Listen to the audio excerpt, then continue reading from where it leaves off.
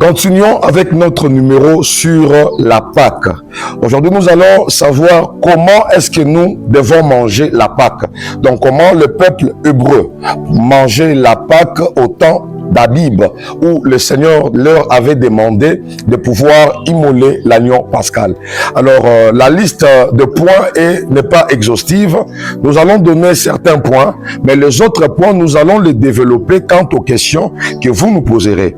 Alors, nous allons d'abord savoir pourquoi devons-nous manger la Pâque avec les herbes amères. Parce que la personne de Yahushua Hamashiach, lorsqu'il donnait des instructions à son peuple, il leur dit: vous mangerez l'agneau pascal avec les herbes amères. Pourquoi seulement les herbes amères? Nous allons comprendre ensemble avec les Saintes Écritures que les herbes amères ne sont rien d'autre que l'image ou le type de souffrance, les souffrances que le peuple d'Israël a traversées dans l'Égypte.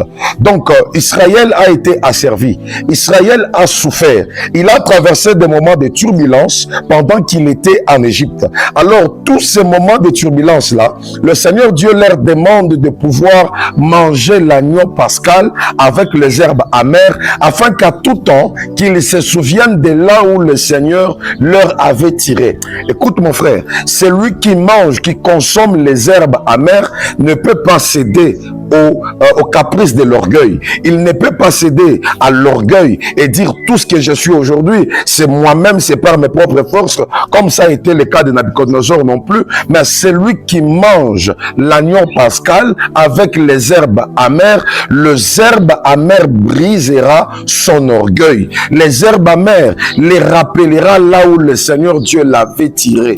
Écoute, chacun a une histoire. Tu sais de là où le Seigneur Dieu t'a tiré. Ce que tu es aujourd'hui, ce n'est pas ce que tu étais hier. Mais hier, tu avais une autre histoire. Tu avais une autre appellation. Alors, souviens-toi de ce que tu as été hier.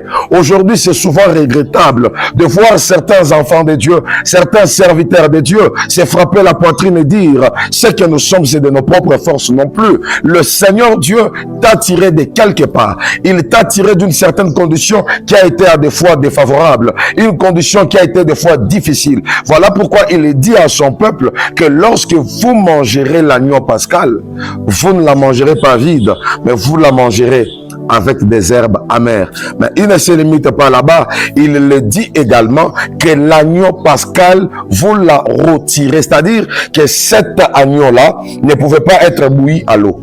Il ne pouvait pas être préparé de n'importe quelle manière, mais on devrait nécessairement retirer l'agneau pascal. En d'autres termes, ce repas devrait passer par le feu.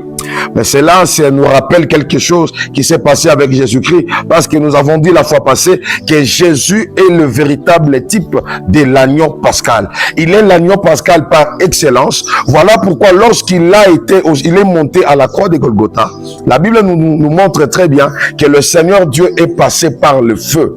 Il a été consumé par le feu de la souffrance, parce qu'à la croix, tous les clous que le Seigneur avait encaissés, les coups qu'il a encaissé dans son corps, tous ces coups-là, c'était un baptême de feu que l'Éternel Jésus-Christ a enduré à la croix de Calvaire.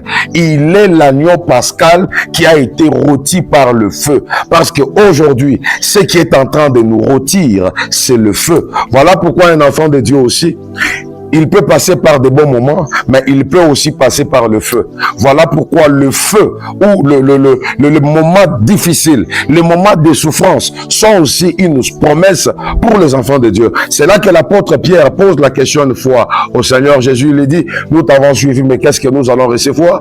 Jésus répond à Pierre que dans ce siècle, vous recevrez les centuples et les persécutions. Les persécutions, c'est ça même, les baptêmes de feu qui doivent aussi nous caractériser pendant que nous sommes dans le pèlerinage sur cette terre. Mais Christ Jésus, comme le véritable agneau pascal, il a reçu le baptême de feu. Il est passé par le feu de la croix. Il est comme cet agneau qui devrait être rôti, qui devrait normalement passer par la souffrance, passer par le feu, afin qu'il soit mangeable, afin qu'il soit consommable, et que lorsqu'on le mangera, qu'il puisse occasionner la sortie. sortir. Écoute, quiconque mange l'agneau pascal n'est plus esclave du péché. Mais quand on mange l'agneau pascal, on doit sortir. Quand on mange l'agneau pascal, le péché ne peut plus dominer sur nous, mais c'est nous qui devons dominer sur le péché. C'est là que la Bible déclare que ne vous laissez pas dominer par le péché, mais surmonter le mal par le bien.